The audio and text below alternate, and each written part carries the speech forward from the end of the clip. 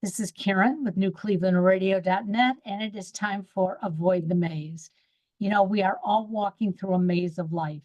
And from the first day that we're born until that last breath we take, our journey can be exciting, but we have to be mindful of where we're going. And just like my guest today, Lorianne, Lorianne, I can almost bet when you were growing up, the title of coach probably related to the baseball coach, the football coach. It didn't talk about people coaching others to get through life situations. Yeah. It says you're a take action strategist. And I love that because so many of us, we just sit back, we wait for everybody else to take action. You're an author, you're a speaker, you're a radio host. So tell me, when you were a little girl, is this where you thought you were going to be today? Oh gosh, no. I thought I was going to be a singer on Broadway, a performer on Broadway. That's what I wanted to do, sing and dance and act and do all that. That's what I wanted to do. God, Universe, Source told me something different. So what So made I you still think, sing, don't get me wrong, but not on Broadway. so what made you think that you wanted to be on Broadway? Because obviously there was something in that energy that probably took you to where you are today. Yeah, so it was about reaching out and touching other people in a positive way. This was more of an entertaining way. And I've been singing since knee high to a grasshopper, as my parents used to say, right? And both of my parents were musicians. They were teachers. My dad was the superintendent of schools. So, I was in that environment, and it was an exciting time to be in that environment. But life took me in a different direction. So I am a Pisces, a true Pisces. So I have my artistic side, my creative side, and then I have my business side. And so when I'm in my business head, I'm not always very creative. But when I'm in my creative head, I'm not really business savvy, right? So I needed to learn that about myself. And then I had to take the direction life was navigating me to. So I didn't have to, but that's what you're going to end up doing. It's almost like the Waze app. You know how they have 3 different ways you can go someplace? Right. I guess I decided to take the longest route possible to get where I am right now, but that's okay because I'm exactly where I'm supposed to be. I always was. Once I recognized that I'm exactly where I'm supposed to be, doing exactly what I'm supposed to do, I realized when I looked back at my life, all the experiences that I had gave me all the tools today to do what I was doing today. You know, I love how you say you are where you're supposed to be. And I hope our listeners hear that because even if you feel like you're at the bottom of the barrel today, maybe that's where you're supposed to be so that you can start climbing out.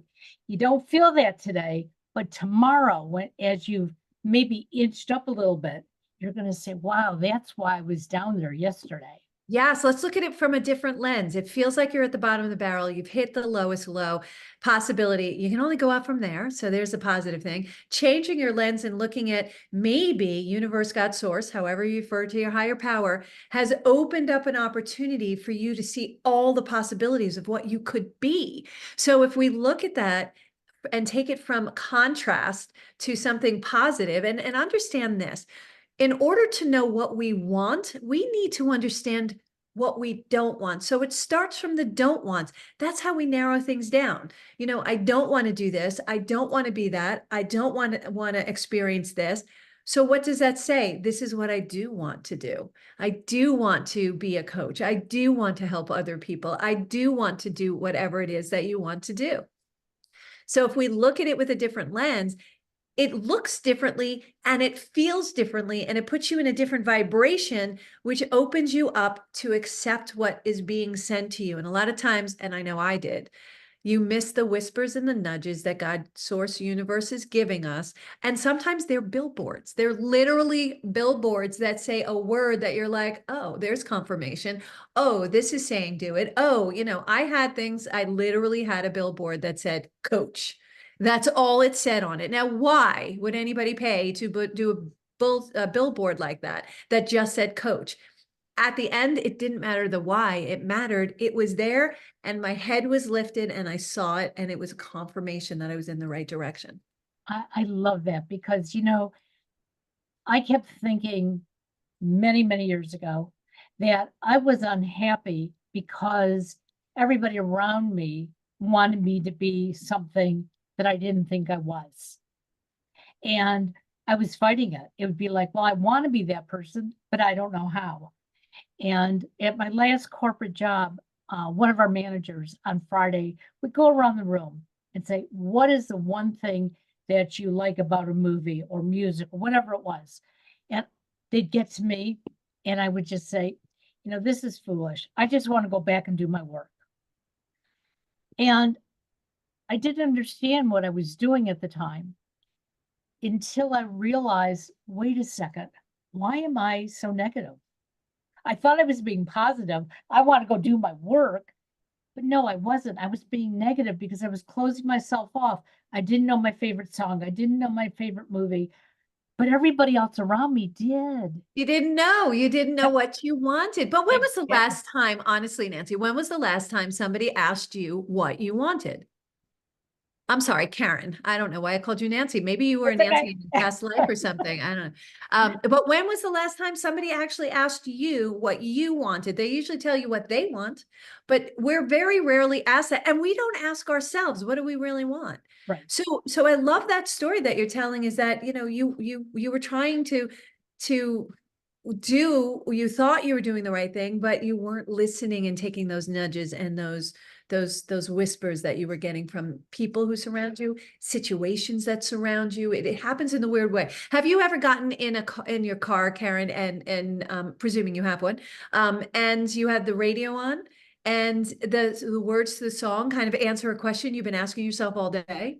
Absolutely. That's a whisper, that's a nudge. That's what I'm talking about. So I know when I was a little girl, I never thought I'd be sitting here doing what I'm doing today. I know when I was graduating high school, what I wanted to do was be on network TV. I wasn't sure exactly what I wanted to do, but I wanted to do something in the newsroom. But I wasn't a news person, but I liked listening to, newscasters telling me what was happening in the world. And I remember telling my parents as I went to college, that's what I'm going to major in.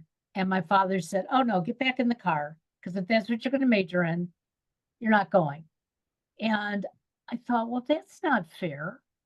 But I look back now and I understand why he said that. It was 1968. Women were not really in the media. He saw his money being wasted. He wanted me to go get that teaching degree because that's what he wanted me to be. Well, that and the fact that he was projecting his concerns and fears, albeit in a loving way, and Yeah, he thought he was doing the right thing. But it was really his fears. It was his fear that you wouldn't have a stable job. It was his fear that you would be rejected. He was actually protecting you, but in doing so, he was also putting limiting beliefs on you. And my father did the same thing. He said to me, and my father, big thinker, big visionary. I mean, I adore the ground he walks on. My first love, of course, are our fathers, right? So, but what he did was he wanted to make sure I was safe. So he had me go to school, to college for business. So of course I got my business administration and economics degree and blah, blah, blah, blah, blah. But I really wanted to be a singer on Broadway. That wasn't the trajectory that was going to be my, where I ended up. sure. What I ended up doing is I ended up seeing that industry is hard, in such a destructive way that it would have crushed me because of who I am. That resiliency, although I'm very resilient, that was a part of me that I was sharing that if it got crushed, would have crushed all of my creativity. So for me, it wasn't actually, looking back, it wasn't actually the best thing for me to do. I was working in New York City. I was a backup singer back in the day, and now I'm aging myself. Don't do math. I was back in the day. I was a backup singer in studio. So we would sit there in this little room and we would read books or whatever, and they would call us in if our voice was the one that the artist wanted, Sure. and they'd give us music, you'd sing the line, and then they'd send you back to the room. Well, when I was there, I lost all track of time because I was in my zone of genius. When we go, oh my gosh, where'd the time go? That means we're in our happy place. We're in our zone of genius. We're doing what we're meant to do, right? So I'm getting goosebumps from head to toe right now, right?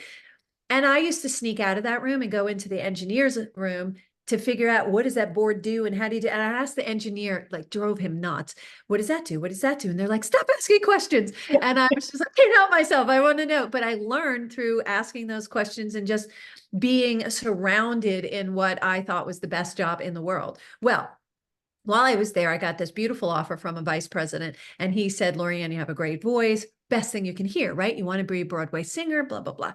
He says, I want to offer you a contract. Oh my gosh, I was over the moon. I was 19 years old.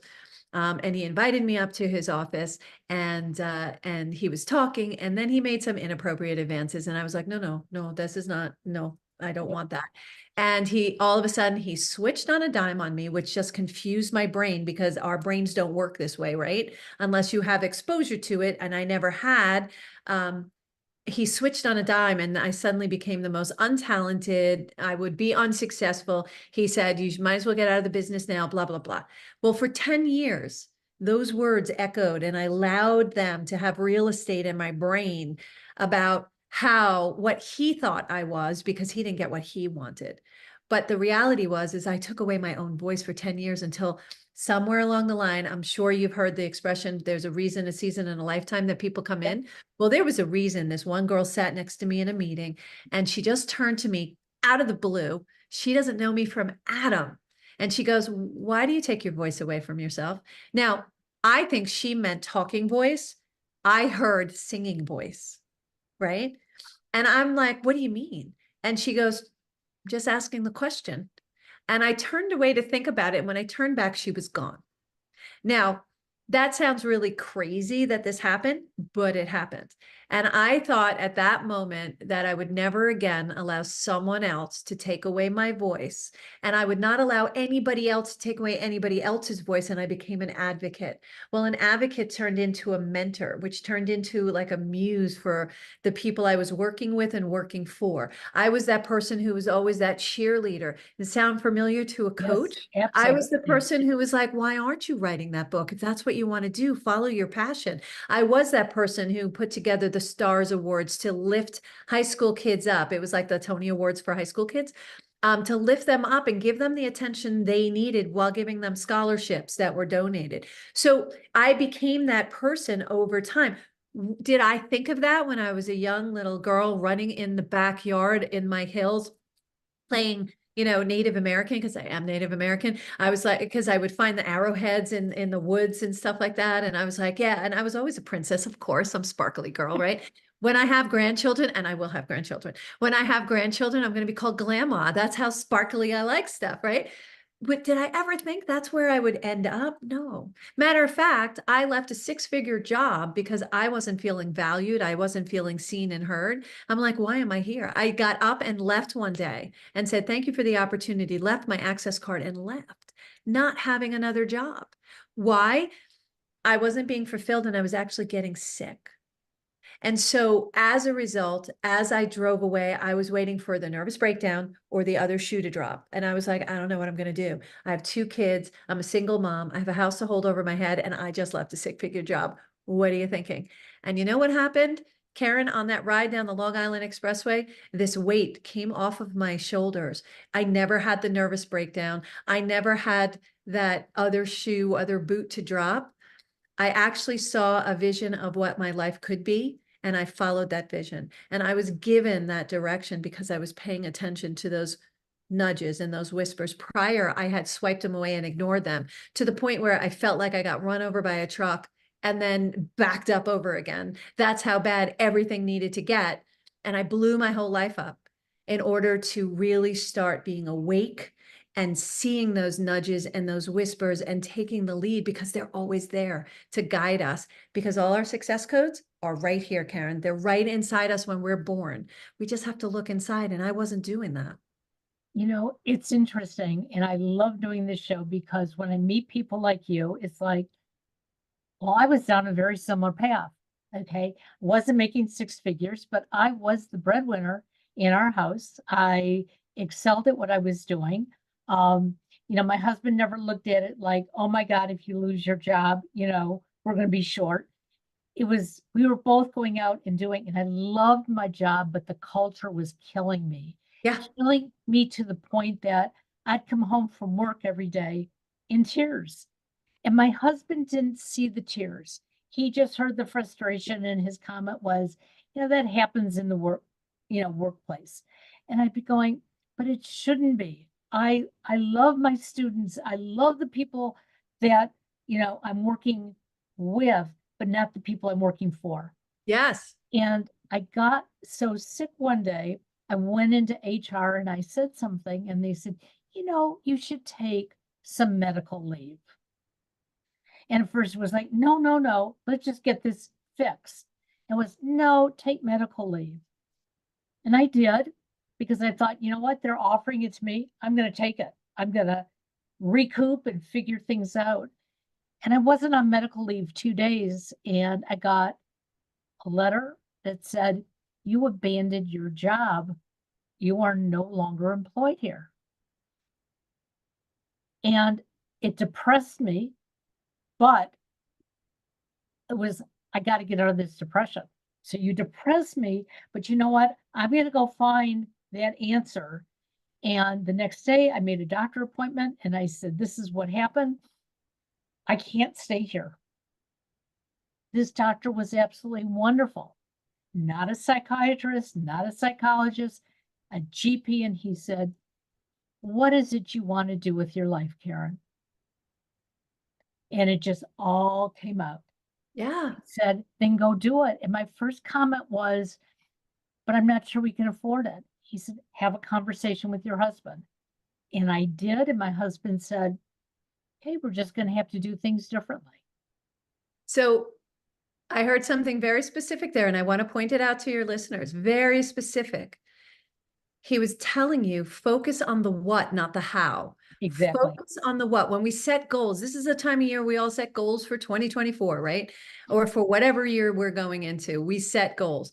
Focus on the how, the what, not the how is it going to be done? How am I going to accomplish? Focus on the what. The how will come. Our brains solve that. Our hearts tell us the how. I mean, the what. Our hearts tell us what we want to be, what we want to do. That intuition going inside us is here in the heart center, right? And then the how will follow. Our brain figures it out. As soon as we start saying it out loud, writing it on a piece of paper. That's why USA Today says 1,100% more probability of you being successful when you write down your goals and what you want, and be clear, be very specific, very, very specific. It's really important. Let me tell you a story. I just recently heard this, and I know it's been around a long time, but I just recently heard it and I was like, oh my God, that's brilliant. So there's a Harvard study. So Harvard for I think 30 some odd years, they did this study, and they went into this one teacher, and they would do this with different professors. And they would say to them, you have two very special people in your class, and they are like off the chart smart. But I don't want you treating them separately. I don't want you giving them extra work. I don't want you having different work products for them or expectations for them. I just want you to know that they are really, really off the chart smart. And we're going to actually make sure that you don't play favoritism or do anything like that. We're going to actually put a video in your room so we can make sure that that doesn't happen. But we really wanted to share this with you. So at the end of the year, that same teacher came back to them and went, oh my God, you were so right. These two are incredible. They're off the chart smart. And the information that came back to the teacher might be shocking, but they said to the teacher, well, here's the thing. They weren't off the charts according to the tests and things like that. But by telling you that, you had that expectation. With that vibrational expectation of those two people, you elevated their ability of what they even thought they could do. And that's, as a teacher, what we have the ability to do. And we're all teachers. We're all modeling. So by elevating her expectations, it elevated their expectations. In my language, what my father used to say is, raise the bar, Lorianne. Why is the bar so low? Raise the bar. I would say, he goes, what do you want to be when you grow up? And it changed every day when I was little. I was like, I want to be a nurse. He's like, why not a doctor? Raise the bar, Lorianne. And he goes, what do you want to be, Lorianne? I want to be a senator. Why not president? Raise the bar, Lorianne. So that's the same thing. If we raise the bar on each other, if we raise our expectations on ourselves and say, yes, why not? The possibilities open up. And I love that story because it's a true story. And I love that story because just think of the opposite. What happens with the opposite when people lower the bar on us, when people Oh, don't have that expectation, right? absolutely. Yeah. That story is interesting because when my youngest son turned 6, he was diagnosed being on the autism spectrum. And I always say he was this normal growing child.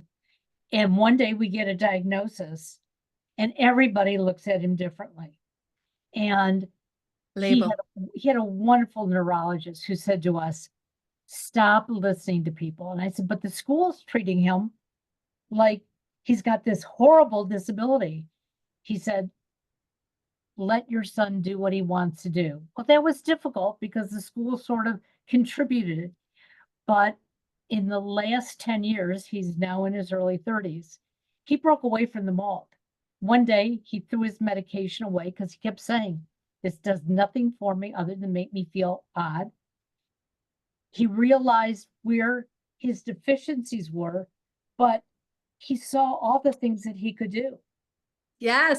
he kept telling people, this is what I'm going to do. And, you know, I had family members who would say to me, Karen, let him talk. And I'd say, I'm letting him talk because one day you're going to see it. And he's doing it now.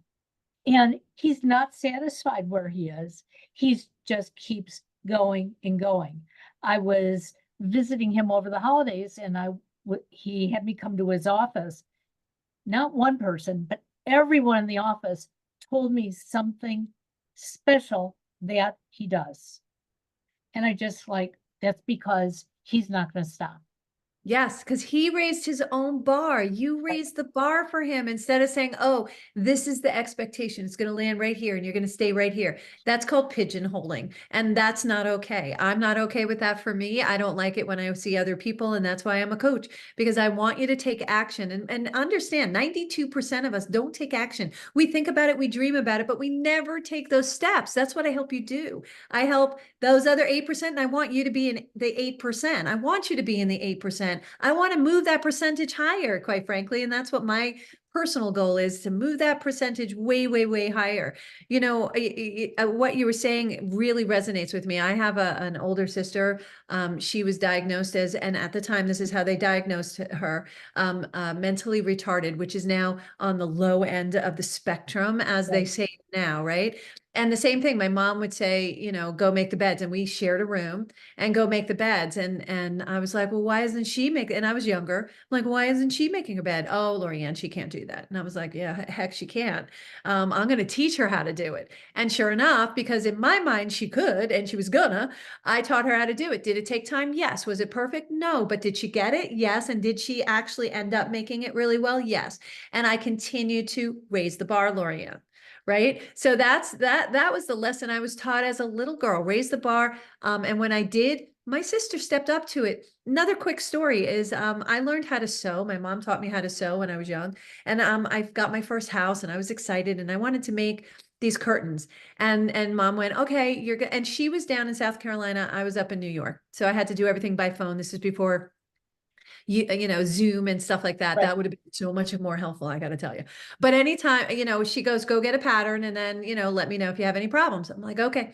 So I went, I got a pattern, I found the one that I liked and I started doing it. And every once in a while I get some really major hiccups and I call up mom, they're asking me to do blah, blah. I don't know what that even means. And so she would explain it and I would go, oh, okay. There were no YouTube videos or anything Right. there for you to look it up, right? There was mom. So she would walk me through. At the end, I sent her pictures of it. it. I was so proud of it. She goes, oh my gosh, you did such a great job. I went, thank you. I really appreciate it. And she goes, but I have a question for you. And I was like, yeah. She goes, why'd you pick the hardest pattern? And I was like, what now?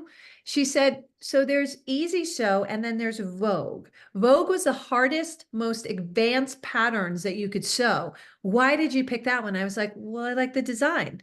But I was able to do it because I didn't know that it was the hardest. Now, do you think my mindset would have been different if I was like, well, this is the hardest and I'm not doing it? Would I probably have tossed in the towel? Probably. But because I didn't know that and she didn't point it out, smart woman. I mean, she was incredible, incredible human.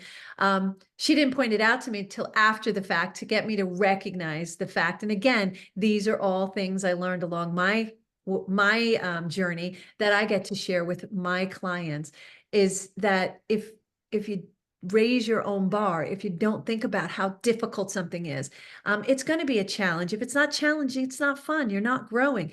I say I'm more comfortable being uncomfortable than I am being comfortable now, because I know when I'm uncomfortable, I'm growing and I'm learning. When I'm comfortable, I'm becoming in a comfy couch, and I don't want to do that, because then what happens? We get stagnant. Exactly. So we're more comfortable being uncomfortable. So get comfortable with being uncomfortable. I have a little thing that I do, and I learned it from my coach, Jack Canfield. And if you take your hands and you put them together like this in front of you, just clasp your hands together and notice which thumb is over what thumb. Then I want you to take your hands, separate them, and I want you to shift them and change your hands so that the other thumb is over. So now it feels different. Doesn't feel as comfortable, right? Right. Yeah. So you're going to sit there and you're going to feel really uncomfortable for a while, but after a while, if you put your hands in your lap, give it a minute or two, suddenly it's not as uncomfortable. It's still not as comfortable as when we did it the first way, right? Because we habitually do it this way. But you know what? I could grow to like it this way. So now I'm ambidextrous in this because each way feels comfortable, because I've spent so much time feeling uncomfortable and going, all right, I'm going to invite this in. So I challenge you to invite a little discomfort in, because that means you're growing. And I want you to start recognizing those things, and anything is possible. Muhammad Ali used to say, I'm possible. Right. It's really the word impossible, but if you separate it, it's I'm possible. Look at that. Look at the potential on that, Karen, and the potential your son has. And look at what your son accomplished. Look at what my sister accomplished. Look at what you accomplished, getting through what you went through. You know, we have to go through that depression and anger and discomfort that we get because now we feel like we're not successful. No, we're given an opportunity to grow and do something else. And you did. You looked at it and went, okay, we need to shift. And we need to do things a little bit differently. And now look at you today. You're bigger and better than being on a TV Oh, newscast. You're touching humans on a daily basis and helping them grow themselves. well, Super. it's interesting when you talk about getting used to being uncomfortable. Um, I do drive. I don't like driving, but when you live in the suburbs, you have to drive. Oh, It's yeah. not like New York City. Um, and I have a part-time IT job that I do, and I visit different hospitals. And yesterday was the second time I was going to one of the hospitals, and my GPS took me someplace else. Now, typically in the past, I would get very angry. I'd be yelling at my GPS, and I'd be calling my husband demanding you help me find my way. But yesterday, I just pulled off to the side, read, we went through my GPS, and I realized I looked around and I was being very mindful of my surroundings. And I was thinking, I recognize this. If I continue going straight down the road, turn around and come back about a half a mile, I will be where I need to be. And I did that.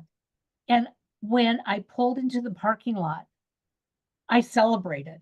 Yes. I didn't get angry. I wasn't screaming and yelling at the GPS. I didn't have to call my husband and say, hey, help me find this. I was there. And I've been celebrating for the last 24 hours because sometimes we want to make a change, but something inside us says, do the comfortable thing, call and ask for help. Yeah. I could get my own help. I did That it was that's such a growth moment for you. That's amazing. Because yes, what a great example. You could have done the easy thing and called the husband and said, hey, help me out here. And you did the other thing, which is, and I'm trying to let people know this is, look up from your shoes. Nobody wants to see the top of your head. When you look up, the answers are in front of you. Trust. You have to trust. Universe, God, source is going to provide you with the answers. You just have to be willing to take the step. You have to take action. You have to take the step. And yes, is it good to ask for help and ask questions? And absolutely, I totally encourage that. But there's difference between reliance and asking so that then you can empower yourself so that you could do it yourself and take your own actions. And that's what you did yesterday. And yeah, so I want you to lift your hand up in the air. I want you to reach over your back and I want you to pat yourself on the back. Good job. Good You know, job. I did that when my husband came home. He walked in the house and I patting myself on the back and he goes, "Oh, did you make something special for dinner?" And I said, "No, but I didn't call you when I thought I was lost." And he looked Yeah. at me, he goes, and he's always telling me I can do these things.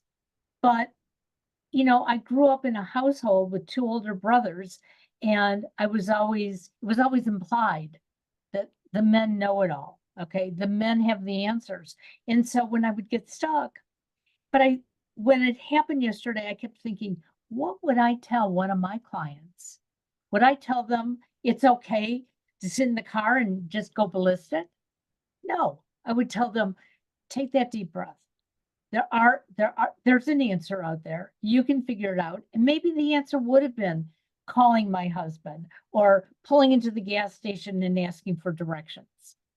But I had to figure out what was it that I was going to do.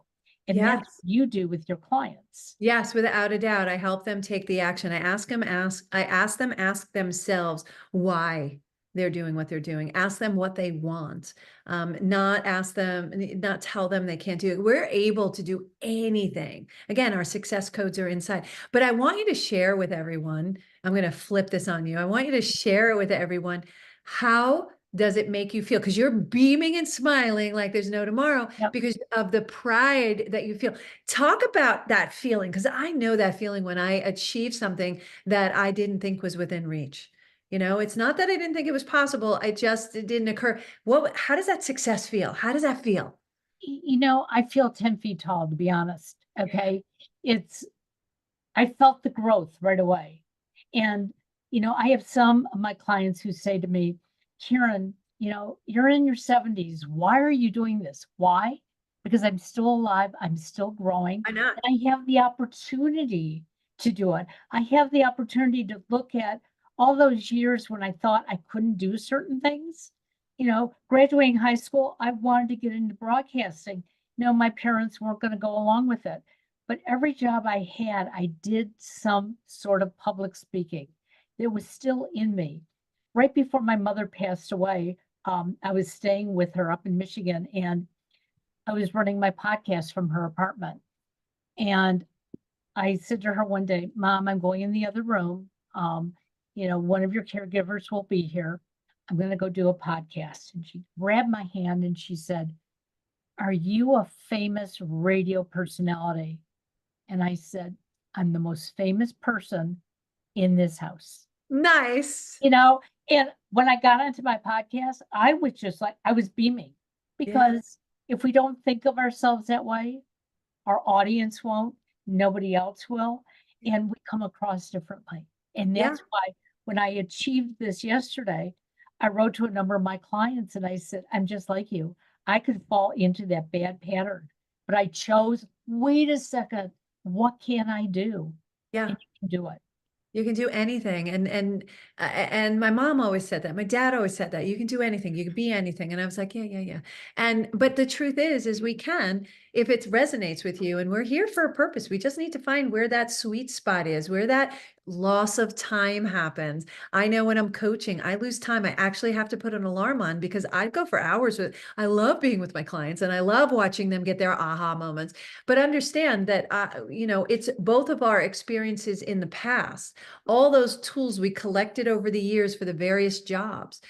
Every time I got another job, I look back And I went, oh my gosh, all the things I learned in my last job and the jobs before are helping me in this job, and so forth and so on as I went along. Now, everything in my life, all of my life experiences, good, bad, and ugly, help me today resonate and serve my former self, which are the people that I serve. It's like, oh yeah, I get you. I understand. I've been through that. I've had $1 between me and my husband, for the week to spend on food. Right. I know what that's like. I have that dollar hanging on my bulletin board in my office to remind me and humble me of where I went, where I was, and where I am now. It reminds me, it keeps me in my space so that I can serve other people, because that's what we're here to do. We're here to learn. And how do we learn? We learn from failure. We don't learn from success, right? So all I'm going to ask you to do is take that word that our society has made into a bad word and say it's not a bad word anymore. It's an opportunity. Failure is an opportunity. I'm going to ask you to take that I, put a little foot on it, and make it fall, not fail, but fall, because we're going to fall forward. We're going to learn from it. Now, when we aren't successful, it's when we take those fall and it's the same one over and over again. It's like Groundhog's Day. That means we're not having a learning curve. So we need to take a different look at it. I need you to change your lens and look at it a different way. How can I change the outcome? When something bad happens, what you consider bad happens to you, I want you to change your lens. You can get emotional if you want. That's fine. That's a normal reaction. But then I want you to change your lens and ask yourself a question. What am I supposed to learn from this? What is it that I'm supposed to learn from this negative situation, right? What am I supposed to learn? Just as much as we need to celebrate our successes every week, every Friday morning at 9 a.m., I sit in my little office by myself and I celebrate my little wins. They all can't be big, but little steps, lots and lots of little steps will get us our big wins. So I celebrate those little steps and celebrate what I've done, because if I don't look at those wins and celebrate myself, who's going to? And that elevates our vibration. So when I go turn around to do the second thing we're here to do, which is serve other people, and that could be in a I don't mean serve like here's a cup of coffee, although some people do that for a living, and that's beautiful. My son is in hospitality. But I mean serve, whatever it is we do. If we teach, if we paint, if we're a carpenter, if we're whatever, if we're a doctor, that's how we serve other people. We're taking our expertise and helping them with it. It's not their superpower, right? So those are the two things we're supposed to do. We're supposed to learn and we're supposed to serve each other. And when we do that, life is beautiful. That's why you and I are always smiling, because we love what we do. We're no longer in that unhappy place. Listen, when I left that job, I had colitis, I had IBS, I had diverticulitis, all these really stress related. I was killing myself. It wasn't anybody else. I take full responsibility. I was killing myself and allowing it to happen. Those are words that a lot of people don't say, but I take 100% responsibility for what I do in my life. And when I started doing that, and we can start with taking 5% more daily, but when I started doing that, everything changed, because then I started to make different decisions. And that my book, Women Who Dream, my chapter in that book is called Two Choices. There are only two choices in everything we do. Do it, don't do it. Start it, don't start it. Be stuck, be unstuck. And it's okay. Whatever your choice is the correct one at the time. But there comes a time, and I know for me, I was stuck for a while. I was stuck for about 7 years. And I finally decided I'm bored. I don't want to do this anymore. I need to change. It's like Groundhog Day year after year. Every January came around and I was in the same place. Nothing had changed. Well, nothing had changed in me. I hadn't made any changes in myself. I hadn't taken any action to change anything. So why would it change, right? So I started making plans and I started making goals, and then I came from stuck to unstuck. And I have been loving life and dreaming life and living the life I have wanted, and continue to do so every single day since, because I made that choice, and it's a choice. We need this. I went to law school because I wanted to think like a lawyer, because somehow they have this ability to push all the emotional stuff aside and they see what's called the issue, right? I love the way they think. So I wanted to learn how to think like that, because that was really yummy. And it really comes in handy as a coach too. But so by learning how to think like that, you look at it and you push all those emotions aside. That's what we need to do. Just look at it. We have two choices, go or stay. Either I'm going to leave this situation and leave this work, not worrying about the how, or I'm going to stay and what's going to change. So we need to start asking ourselves those questions and go inside. We're taught to go outside. And I don't know why. Do you know why, Karen, we're taught to do that? I don't know, but all I do know is that when we're feeling at our lowest, at least for me, when I'm at my lowest, is when I start climbing and really climbing. It's like, I don't want to be here. And then when I look back, I realized that really wasn't as low as I thought it was. Oh, Because but it feels yucky. look where I am now. Yeah. And, for years, raising my son, I would say to him, I know you've got challenges, but look at all these other opportunities you have as well. So, yeah, today you can sit and you can moan about your challenges, but tomorrow you need to see what you can do with them. And he would look at me on day one and say, Mom, you're crazy, not going to happen. And by day two, it was like, Mom, look what I can do. And now it's just not noticeable. I just see his growth. With his growth, there's my growth. And when you talked about I'm possible, when he was diagnosed, I started a blog called I'm Possible. Oh, I knew that I had to be possible for him. well, No look matter at going where back. he was. Yeah, going back to that Harvard story. You kept the possibility in front of him. Challenges are just opportunities not taken yet.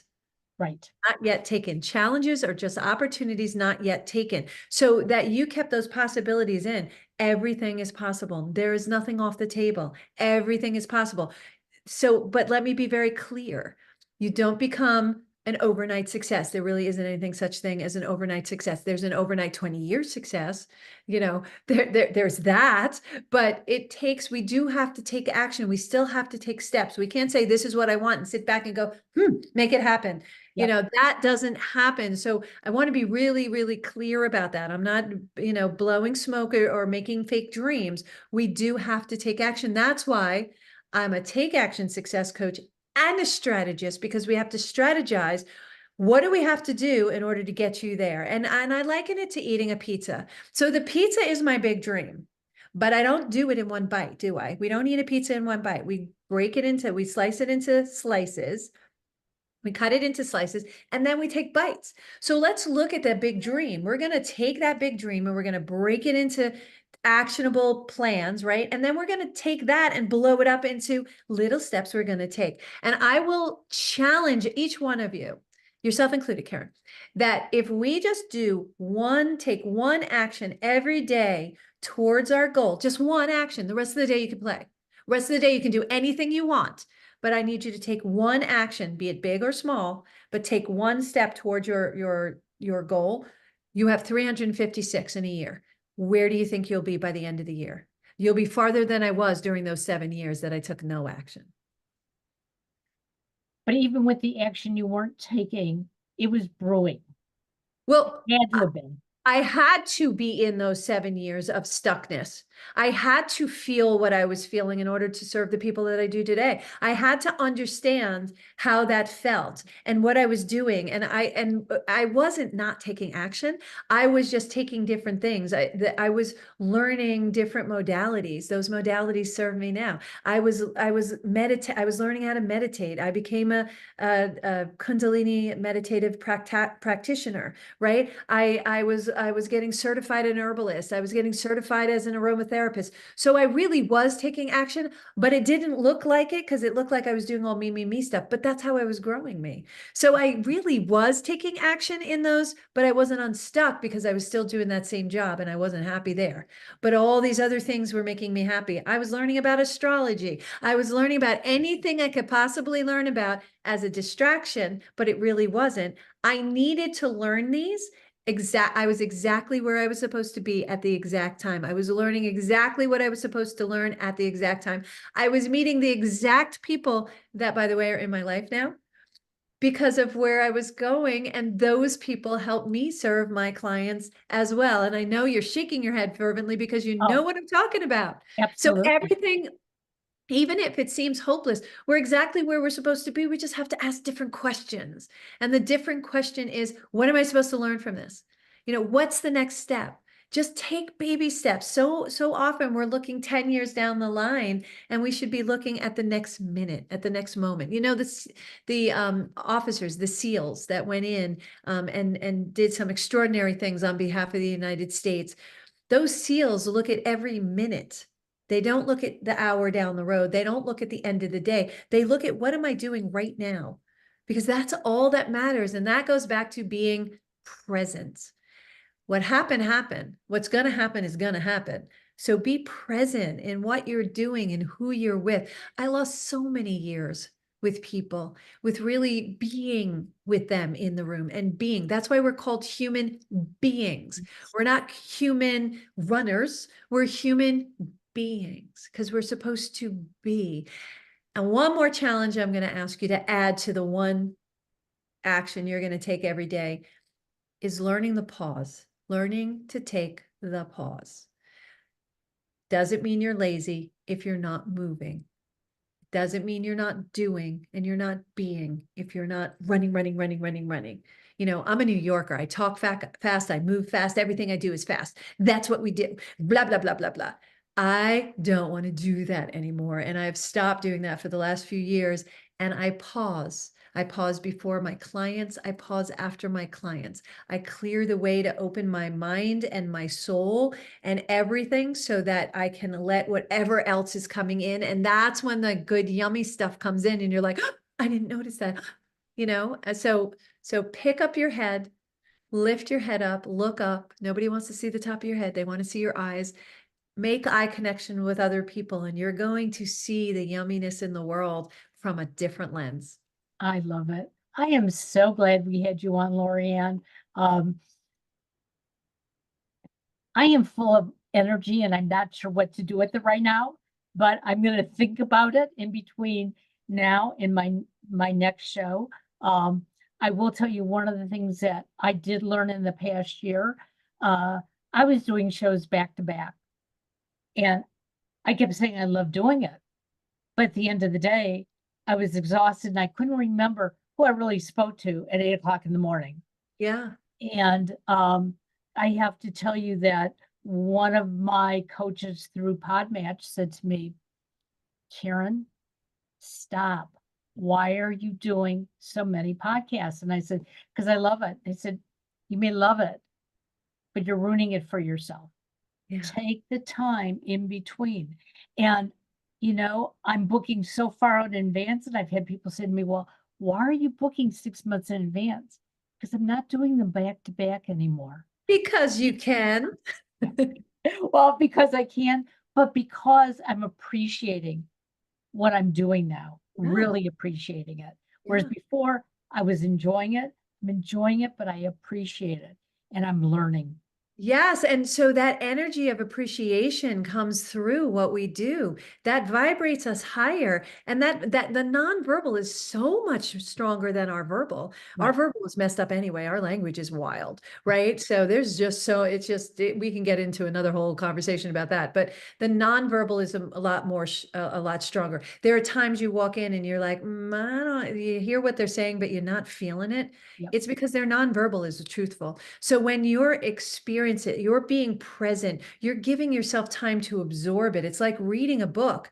Then give yourself space, apply whatever it is you took from the book, even if it's just one sentence.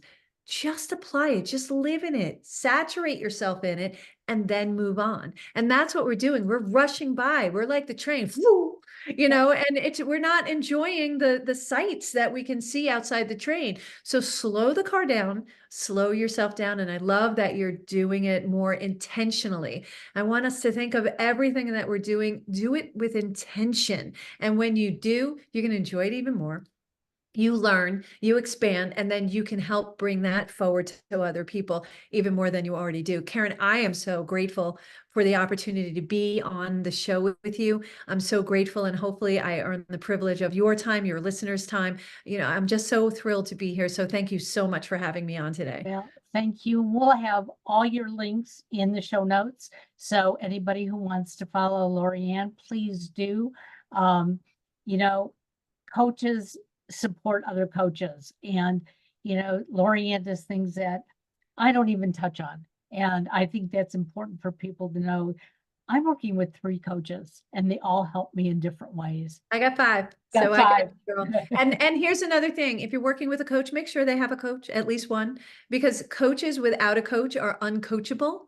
So therefore, they're not going to really bring you as much value. There's reasons why Karen and I have coaches, is because we want to continue to learn ourselves and bring to you things that you may not see. And the more we expose ourselves to other coaches, and I've studied with the great masters of our field. I've been very fortunate to study with Tony Robbins, Mary Morrissey. Jack Canfield is I love him. I'm certified by Jack. I'm a Canfield trainer for him.